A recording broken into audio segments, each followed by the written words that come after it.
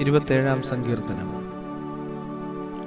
യഹോവ എൻ്റെ വെളിച്ചവും എൻ്റെ രക്ഷയുമാകുന്നു, ഞാൻ ആരെ ഭയപ്പെടും? യഹോവ എൻ്റെ ജീവന്റെ ബലം, ഞാൻ ആരെ പേടിക്കും?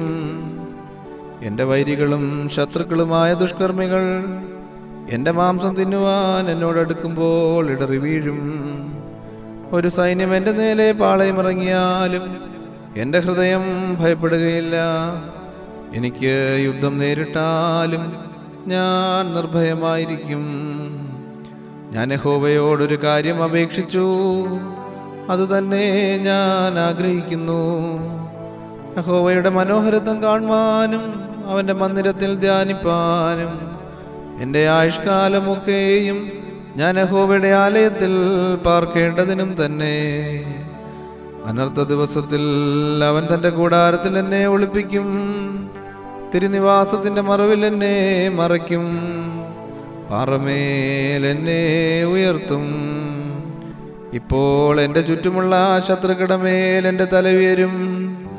ഞാൻ അവൻ്റെ കൂടാരത്തിൽ ജയഘോഷയാഗങ്ങളെ അർപ്പിക്കും. ഞാൻ യഹോവയ്ക്ക് പാടി കീർത്തനം ചെയ്യും. യഹോവേ, ഞാൻ ഉറക്കെ വിളിക്കുമ്പോൾ കേൾക്കണമേ. എന്നോട് കൃപ ചെയ്ത് എനിക്ക് ഉത്തരമരുളണമേ.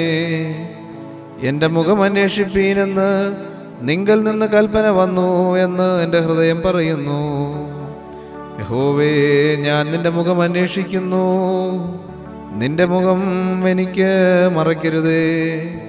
അടിയനെ കോപത്തോടെ നീക്കിക്കളയരുതേ. നീ എനിക്ക് തുണയായിരിക്കുന്നു. എൻ്റെ രക്ഷയുടെ ദൈവമേ, എന്നെ തള്ളിക്കളയരുതേ, ഉപേക്ഷിക്കുകയും അരുതേ. എൻ്റെ അപ്പനും അമ്മയും എന്നെ ഉപേക്ഷിച്ചിരിക്കുന്നു, എങ്കിലും യഹോവ എന്നെ ചേർത്തുകൊള്ളും. യഹോവേ, നിന്റെ വഴി എന്നെ കാണിക്കണമേ. എൻ്റെ ശത്രുക്കൾ നിമിത്തം നേരെയുള്ള പാതയിൽ എന്നെ നടത്തണമേ. എൻ്റെ വൈരികളുടെ ഇഷ്ടത്തിന് എന്നെ ഏൽപ്പിച്ചു കൊടുക്കരുതേ. കള്ളസാക്ഷികളും ക്രൂരത്വം വിശ്വസിക്കുന്നവരും എന്നോട് എതിർത്ത് നിൽക്കുന്നു. ഞാൻ ജീവനുള്ളവരുടെ ദേശത്ത് യഹോവയുടെ നന്മ കാണുമെന്ന് വിശ്വസിച്ചില്ലെങ്കിൽ കഷ്ടം. യഹോവയിൽ പ്രത്യാശ വെക്കുക, ധൈര്യപ്പെട്ടിരിക്കുക. നിന്റെ ഹൃദയം ഉറച്ചിരിക്കട്ടെ, അതേ യഹോവയിങ്കൽ പ്രത്യാശ വെക്കുക.